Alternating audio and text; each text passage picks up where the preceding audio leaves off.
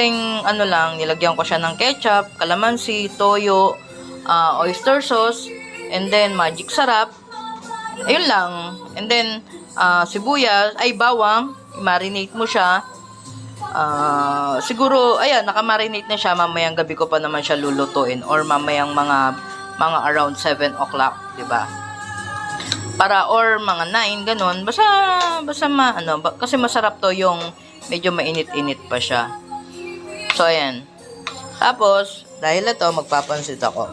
Sabi nila kasi, ngayong 2024, mas maganda daw yung magandaan ng pansit kasi long life. So, sumunod na lang ako. Wala namang mawawala, di ba? Dahil ang 2024 daw, ang maganda daw na ihanda ngayong bagong taon is yung may pork ka, may pansit, either na kahit na anong menu ng pork, basta meron kang pork. So, sa amin,